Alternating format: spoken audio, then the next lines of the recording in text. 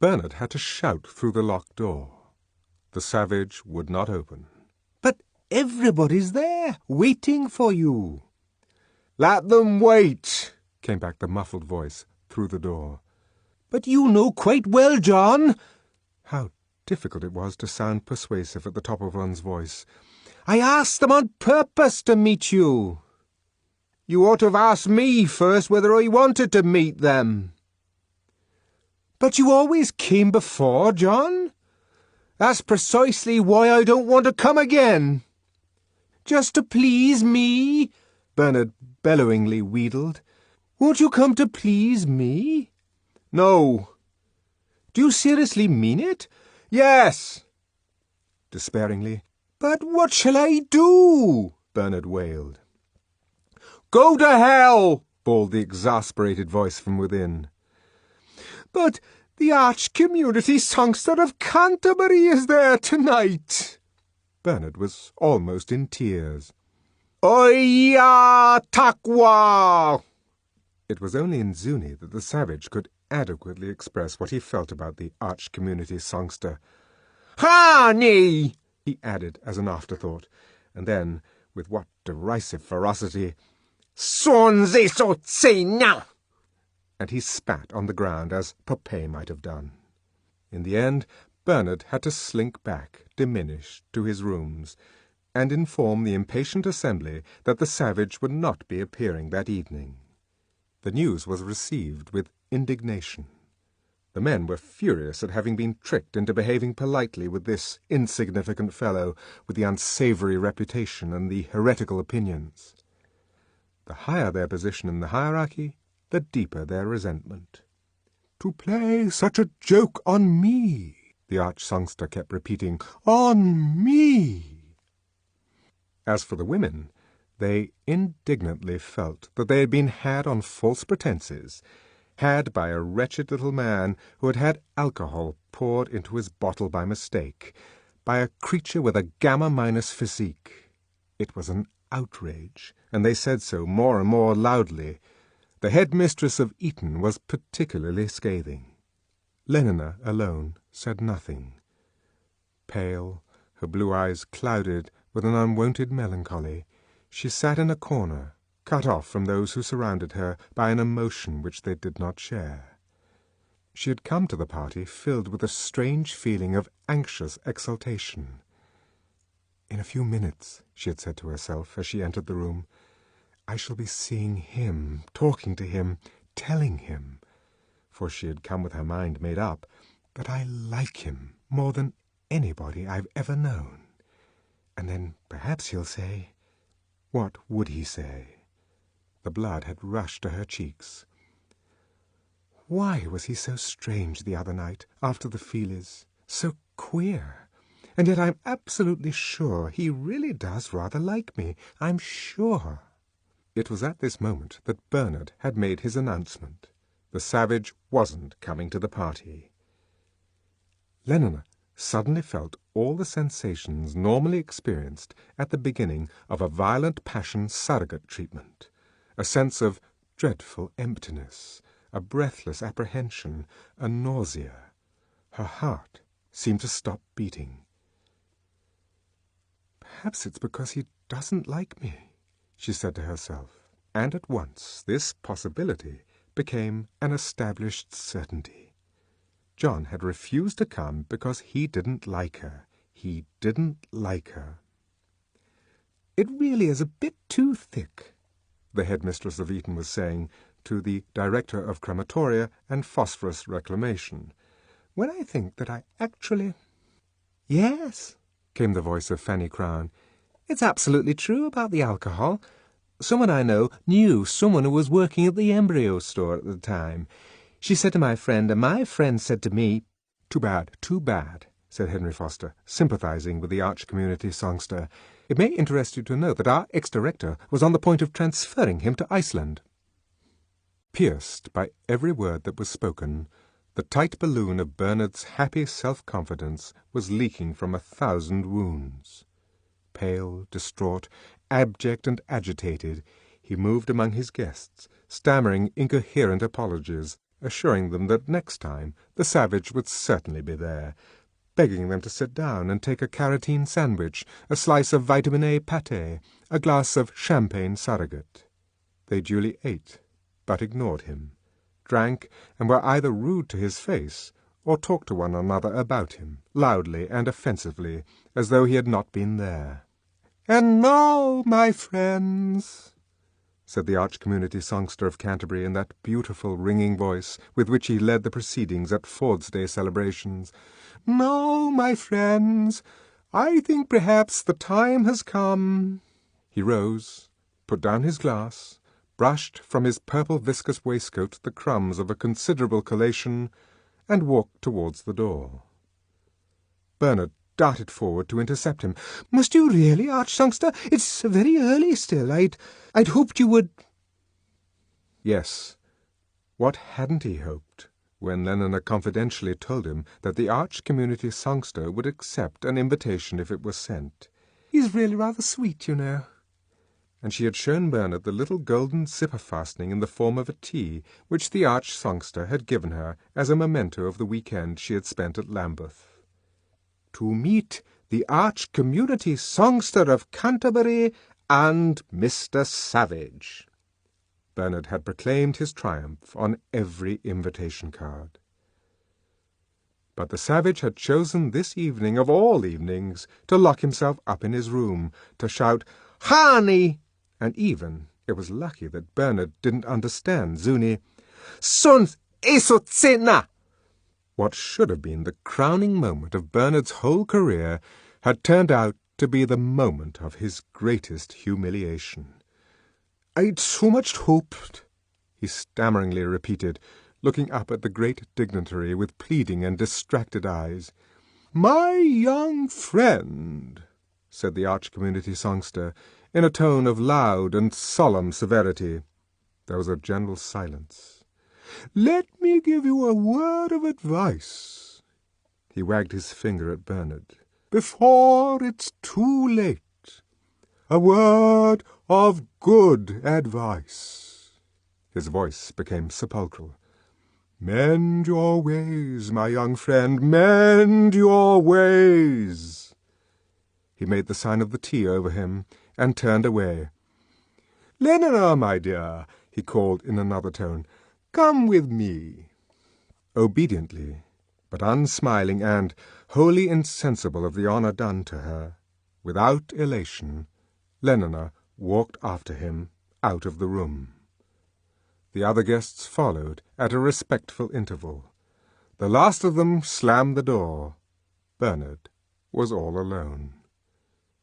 Punctured, utterly deflated, he dropped into a chair and, covering his face with his hands, began to weep.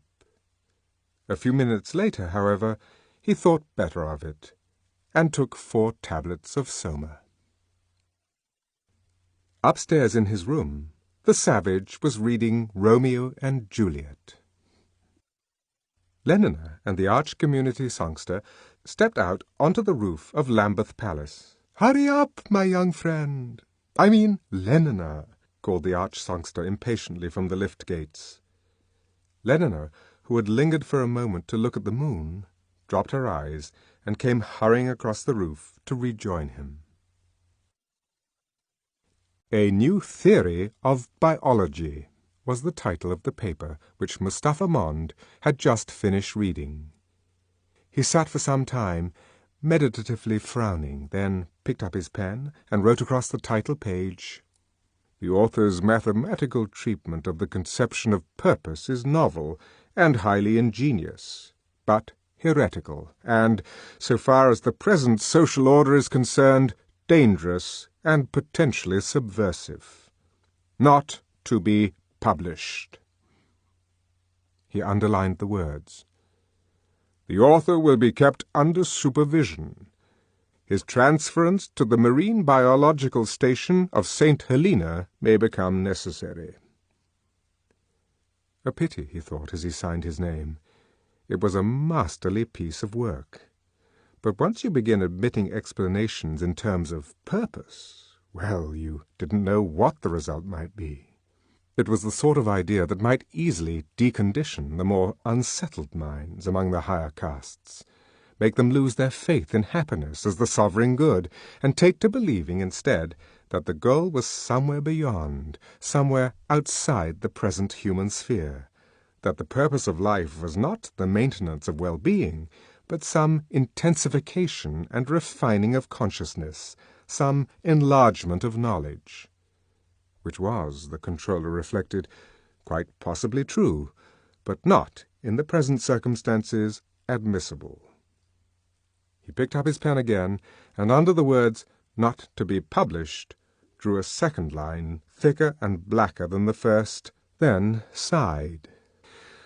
Oh, what fun it would be, he thought, if one didn't have to think about happiness. With closed eyes, his face shining with rapture, John was softly declaiming to vacancy, "Oh, she doth teach the torches to burn bright. It seems she hangs upon the cheek of night, like a rich jewel in an Ethiop's ear. Beauty too rich for use, for earth too dear." The golden tea lay shining on Leonina's bosom. Sportively, the arch-community songster caught hold of it. Sportively he pulled. "I think," said Lenina suddenly, breaking a long silence, "I'd better take a couple of grams of Soma." Bernard, by this time, was fast asleep and smiling at the private paradise of his dreams. Smiling. But inexorably, every 30 seconds, the minute hand of the electric clock above his bed jumped forward with an almost imperceptible click. Click, click, click, click. And it was morning. Bernard was back among the miseries of space and time. It was in the lowest spirits that he taxied across to his work at the conditioning center. The intoxication of success had evaporated. He was soberly his old self, and by contrast with the temporary balloon of these last weeks, the old self seemed unprecedentedly heavier than the surrounding atmosphere. To this deflated Bernard, the savage showed himself unexpectedly sympathetic. "You're more like what you were at Malpace," he said when Bernard had told him his plaintive story.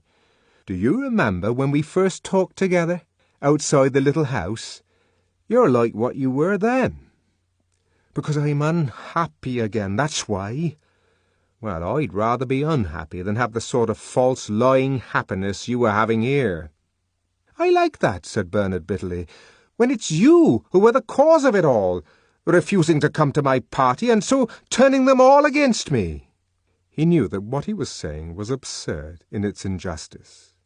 He admitted inwardly, and at last even aloud, the truth of all that the savage now said about the worthlessness of friends who could be turned, upon so slight a provocation, into persecuting enemies.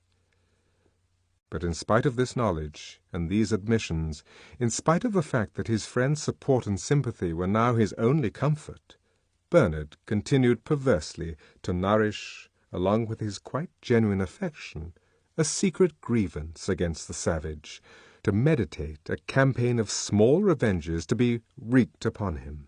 Nourishing a grievance against the arch-community songster was useless.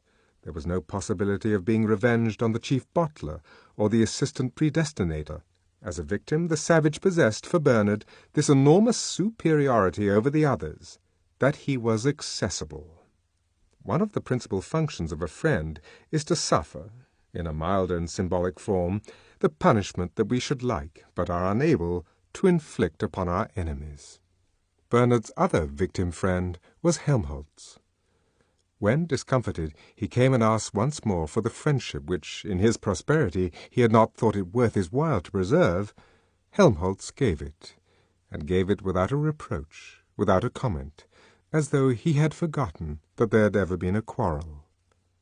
Touched, Bernard felt himself at the same time humiliated by this magnanimity, a magnanimity the more extraordinary and therefore the more humiliating in that it owed nothing to Soma and everything to Helmholtz's character. It was the Helmholtz of daily life who forgot and forgave, not the Helmholtz of a half-gram holiday. Bernard was duly grateful. It was an enormous comfort to have his friend again, and also duly resentful. It would be a pleasure to take some revenge on Helmholtz for his generosity. At their first meeting after the estrangement, Bernard poured out the tale of his miseries and accepted consolation. It was not until some days later that he learned, to his surprise, and with a twinge of shame, that he was not the only one who had been in trouble. Helmholtz had also come into conflict with authority. "It was over some rhymes," he explained. "I was giving my usual course of Advanced Emotional Engineering for third-year students. 12 lectures, of which the 7th is about rhymes. On the use of rhymes in moral propaganda and advertisement, to be precise. I always illustrate my lecture with a lot of technical examples. This time I thought I'd give them one I'd just written myself. Pure madness, of course, but I couldn't resist it." He laughed. "I was curious to see what their reaction would be. Besides," he added more gravely, "I wanted to do a bit of propaganda. I was trying to engineer them into feeling as I'd felt when I wrote the rhymes. Thought!" He laughed again. "What an outcry there was! The principal had me up and threatened to hand me the immediate sack. I'm a marked man." "But what were your rhymes?" Bernard asked. "They were about being alone." Bernard's eyebrows went up. "I'll recite them to you if you like." And Helmholtz began. "Yesterday's committee, sticks, but a broken drum. Midnight in the city, flutes in a vacuum, shut lips, sleeping faces, every stopped machine, the dumb and littered places where crowds have been. All silences rejoice, weep, loudly or low, speak, but with the voice of whom I do not know. Absence, say, of Susans, absence of Egerias, arms and respective bosoms, lips and posteriors, slowly form a presence. Whose, and I ask, of what so absurd an essence, that something which is not nevertheless should populate empty night more solidly than that with which we copulate? Why should it seem so squalidly?" Well, I gave them that as an example, and they reported me to the principal. "I'm not surprised," said Bernard. "It's flatly against all their sleep-teaching. Remember, they've had at least 250,000 warnings against solitude." "I know, but I thought I'd like to see what the effect would be." "Well, you've seen now." Helmholtz only laughed. "I feel," he said after a silence, "as though I were just beginning to have something to write about, as though I were beginning to be able to use that power I feel I've got inside me, that extra latent power. Something seems to be coming to me." In spite of all his troubles, he seemed, Bernard thought, profoundly happy. Helmholtz and the savage took to one another at once, so cordially indeed that Bernard felt a sharp pang of jealousy. In all these weeks he had never come to so close an intimacy with the savage as Helmholtz immediately achieved. Watching them, listening to their talk, he found himself sometimes resentfully wishing that he had never brought them together. He was ashamed of his jealousy, and alternately made efforts of will and took Soma to keep himself from feeling it.